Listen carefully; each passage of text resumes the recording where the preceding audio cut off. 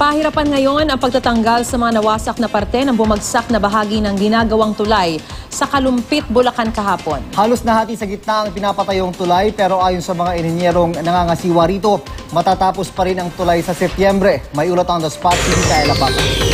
Mika? June Maris, isang araw pagkatapos bumagsak yung tulay dito sa bayan ng Kalumpit ay napakabagal naman ang usad ngayong umaga ng demolisyon.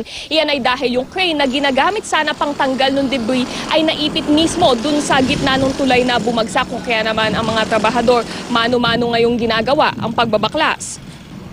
Hulyo pa noong nakaraang taon ng unang isara ang tulay na ito na ginawa pa noong 1940s para palitan ng bago at mas matibay pang tulay. Ayon sa site engineer, hindi naman nakaabala ang pagbagsak ng tulay kahapon sa kanilang demolition at construction na nakatakda pa ring matapos Setyembre ngayong taon.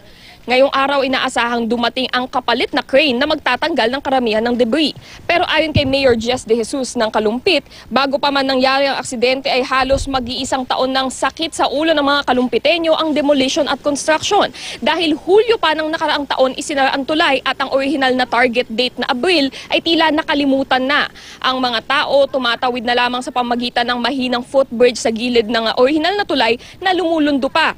At dahil nga proyekto ng DPWH at hindi ng munisipyo ang tulay, kinailangan pa raw ni Mayor Jess De Jesus dumulog kay DPWH Secretary Rogelio Singson para makiusap na pabilisin ang construction ng nasabing tulay at mapalakas pa nga ang footbridge para sa kaligtasan ng mga mamamayan. Narito ang pahayag ng site engineer at ng mayor ng bayan ng Kalumpit.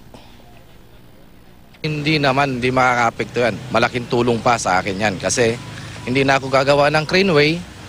Siya na ang craneway ko. Marami nang nagsasakripisyong Kalumpitenyo. Ang business bumagsak dito sa Kalumpit. At the same time, naaawa na rin ako sa mga Kalumpitenyo at ibang taga-ibang Pampanga, gawing Pampanga na dumadaan dito araw-araw. Ganon din ang mga motorista.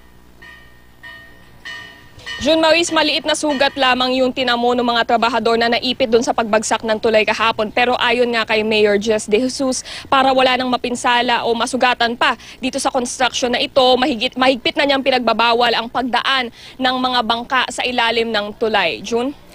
Maraming salamat, Micaela Papa.